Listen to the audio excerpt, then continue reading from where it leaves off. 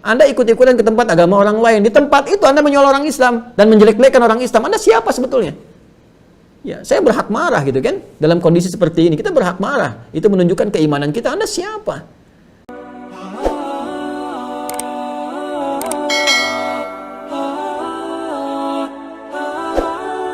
Kemudian waqala Sudai bisanadi, ya, berkata Imam Sudai rahimahullah dengan sanad beliau, ya, summun bukmun amyun fahum la yarji'un.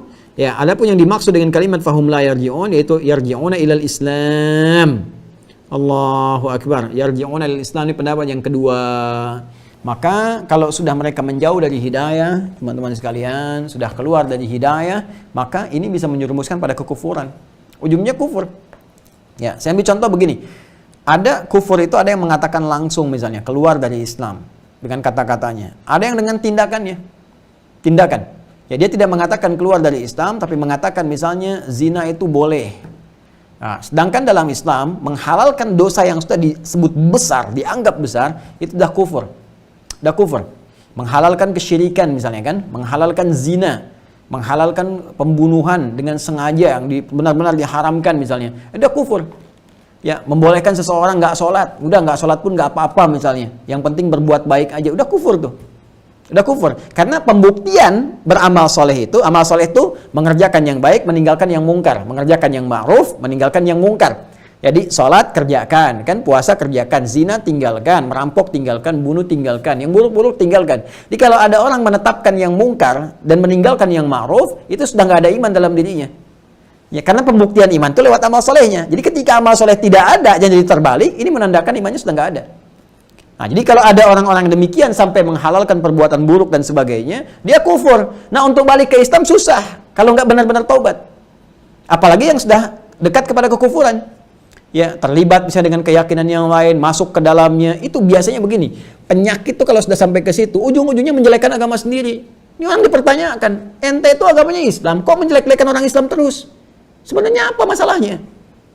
Ya, kita sudah hatam kok toleransi, menghormati, nggak ada masalah, kita nggak ganggu orang, menghormati orang lain, kita yang punya lakum dinukum waliyadin, kita yang punya la ikraha fid din, kami menghormati yang lain, menghormati ibadah, nggak pernah paksa, ya, kita dakwahkan dengan kelembutan, kalau ditanya kita menjawab, kita bertoleransi dalam kebaikan, dalam urusan dunia kita berbagi, obat berbagi, herbal berbagi, kan? Makanan kita bisa berbagi, dalam urusan agama kita masing-masing.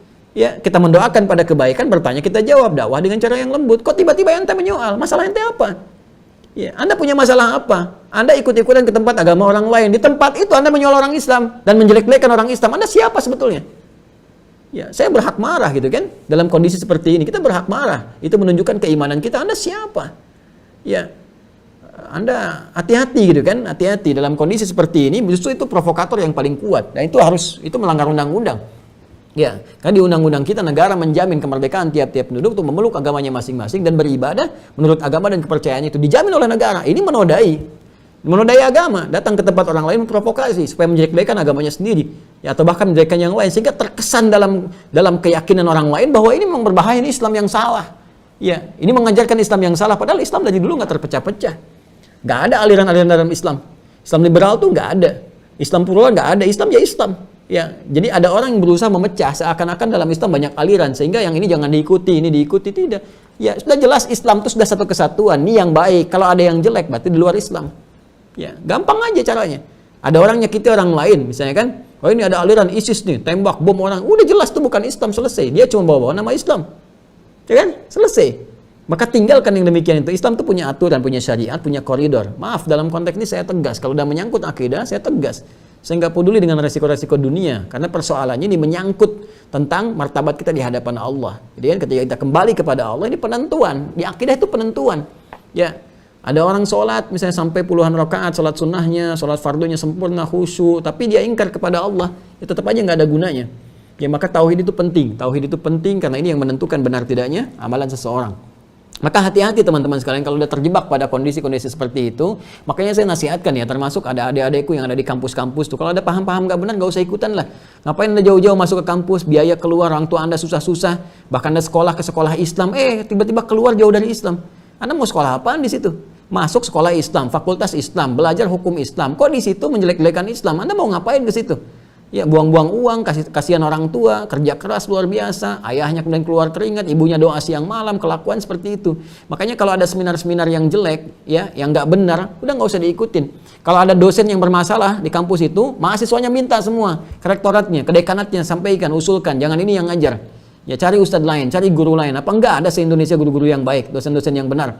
Masa di kampus Islam ada orang yang melek-lekan Islam itu sendiri? Ya, bukan masalah metodologi.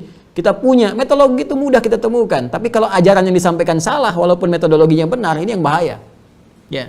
Kadang-kadang ada orang membawa metodologi untuk menyampaikan cara yang salah. Nah, ini yang paling luar biasa bahayanya. Hati-hati teman-teman. Saya tajam dalam masalah ini karena ini menentukan masa depan kita ke depan.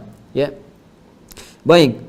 Gak apa-apa kalau mau diskusi dengan saya silakan. Orang-orang liberal, orang-orang plural dan sebagainya, saya terbuka gitu kan. Nah, cuma ketika Anda membahayakan, saya pun tidak akan tinggal diam gitu kan. Baik, bismillah. Wa qala Qatadah, dan berkata Imam Qatadah ya rahimahullah, fahum la yarji'un, yang dimaksud dengan fahum la yarji'un ay la yatubuna wa lahum yadhkurun. Nah, ini pemahaman yang ketiga. Jadi yang pertama la yasma'unal huda, ya, kemudian wala yubsiruna wala yaqiluna, kemudian yang kedua adalah la yarji'una ilal Islam, ketika mereka kufur. Yang ketiga, ini yang menarik juga kata Imam Qatadah ya rahimahullah, la yatubuna wa lahum yadhkurun. Mereka itu sulit untuk bertobat dan sulit untuk berzikir kembali. Jadi kalau penyakit nifak ini semakin kuat teman-teman sekalian, maka dorongan untuk ibadah semakin menurun.